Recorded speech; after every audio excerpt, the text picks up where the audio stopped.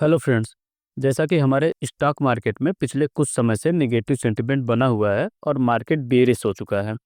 ऐसे में ज़्यादातर रिटेल इन्वेस्टर्स में पैनिक क्रिएट हो गया है और कई तो मार्केट से पूरी तरह एग्जिट करने के बारे में भी सोच रहे हैं। लेकिन यही वो टाइम होता है जब हाई क्वालिटी स्टॉक्स आपको डिस्काउंट में मिलते हैं और ऐसे टाइम में इन्वेस्ट करने पर आपको मैक्सिमम रिटर्न मिलता है। बस आपको ध्यान देना होगा कि जिस भी स्टॉक में आप इन्वेस्ट कर रहे हैं उसका बिजनेस मॉडल सॉलिड है। स्टॉक प्राइस इन फ्यूचर कहाँ होगा यह बिजनेस ग्रोथ पर ही डिपेंड करता है।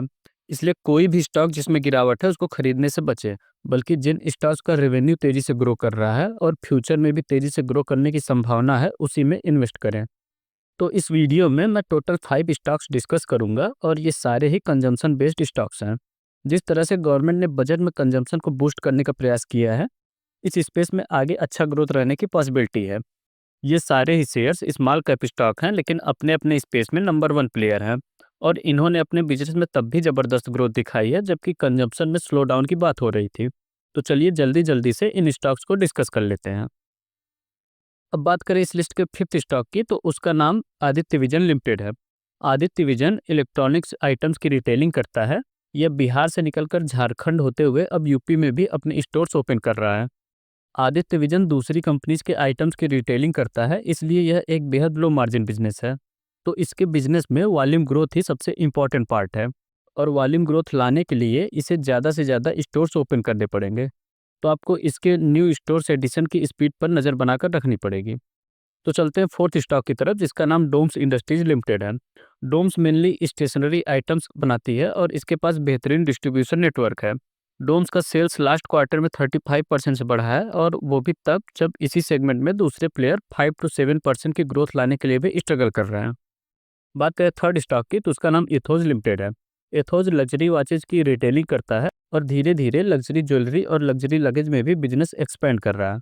जैसे जैसे हमारे कंट्री में एवरेज इनकम बढ़ेगी, लग्जरी एंड प्रीमियम गुड्स की डिमांड भी बढ़ेगी। ऐसे में एथोज जैसे बिजनेस आगे लंबे समय तक अच्छा कर सकते हैं। इसका लास्ट क्वार्टर का रिजल्ट देखें तो इसके शेयर्स में 31% की जबरदस्त ग्रोथ आई है। अभी तक एथोज के बिजनेस ने काफ़ी अच्छी ग्रोथ दिखाई है और इसे भी आप इस गिरावट में ऐड करने के बारे में सोच सकते हैं। इस वीडियो का हमारा second stock sky gold limited है। दोस्तों, हमारे कंट्री में ज्वेलरी रिटेलिंग स्पेस देखें तो अभी भी maximum market share unorganised players के पास है।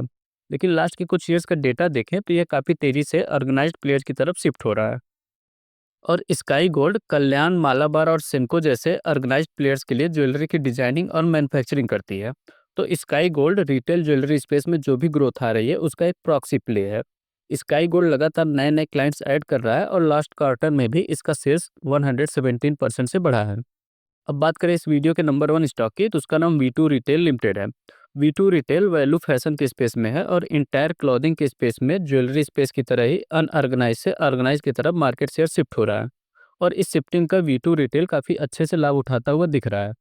इस स्पेस में बाजार style, Monte Carlo, Aditya Birla fashion, credo brands जैसे और दूसरे प्लेयर्स भी हैं, लेकिन वी टू ही ग्रोथ के मामले में नंबर वन प्लेयर है।